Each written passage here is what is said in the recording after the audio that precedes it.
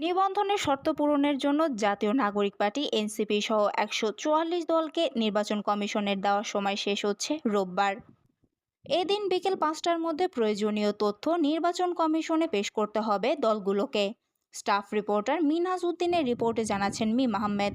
ইসির সংশ্লিষ্ট কর্মকর্তারা জানান, গত ২২ জুন পর্যন্ত নিবন্ধন পেতে আবেদন করেছিল এনসিপি সহ ১৪৪টি দল। তবে প্রাথমিক বাছাইয়ের শর্ত পূরণ করতে পারেনি কোনো দলই। তাই সম্প্রতি জাতীয় নাগরিক পার্টি এনসিপি সহ ১৪৪টি দলকেই প্রয়োজনীয় ঘাটতি পূরণে ১৫ দিন সময় দিয়েছিল ইসি। রোববার শেষ হচ্ছে বেঁধে দেওয়া সেই সময়।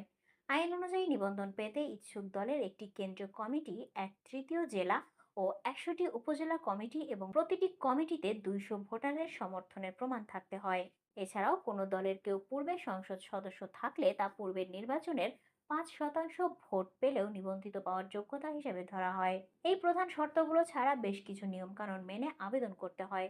প্রাথমিক বাছাইয়ে এ সকল নিয়ম কানুন সাধারণত খেয়াল করা হয়। নিবন্ধন প্রক্রিয়ায় দলগুলো আবেদন পাওয়ার পর কমিশন প্রথমে এগুলো প্রাথমিক বাছাই করে। এরপর সেই দলগুলোর তথ্যাবলী সরজমিনে তদন্ত শেষে বাছাই সম্পন্ন করে দাবি আপত্তি চেয়ে বিজ্ঞপ্তি দেয় কমিশন।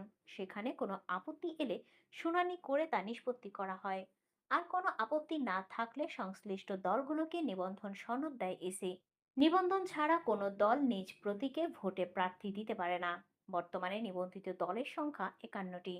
নবম সংসদ নির্বাচনের আগে ২০০৮ সালে এই নিবন্ধন প্রথা চালু হয়।